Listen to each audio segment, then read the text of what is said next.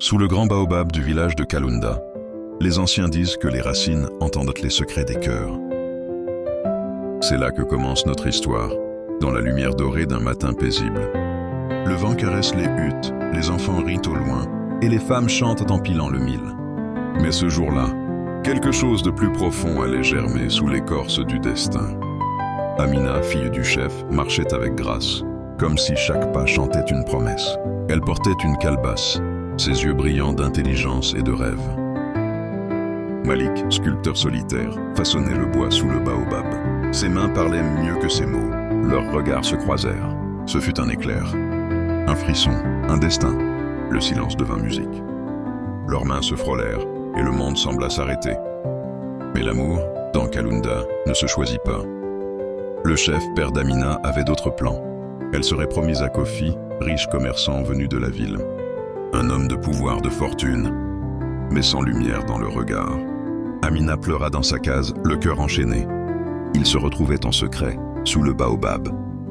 Là où les étoiles semblaient bénir leur amour. Leurs mots étaient des promesses, leur silence des serments. Malik, lui, sculptait son chagrin dans le bois.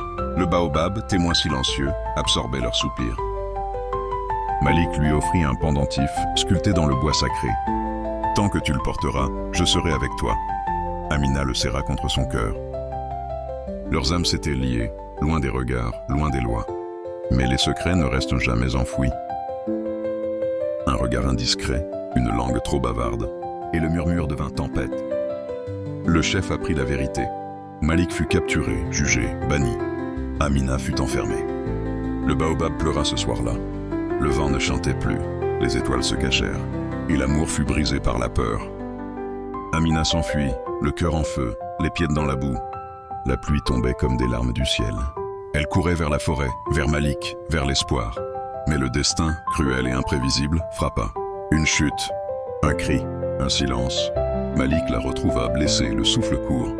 Elle lui dit « Je t'aime » jusqu'à mon dernier souffle. Et le silence devint éternité. Des années plus tard, les enfants du village s'asseyent sous le baobab. Un vieux conteur leur parle d'Amina et Malik, d'un amour plus fort que la peur, plus vrai que la tradition. Et sur une branche, suspendue au vent, le pendentif murmure encore « Je suis là ». Le baobab se souvient, et l'amour, lui, ne meurt jamais.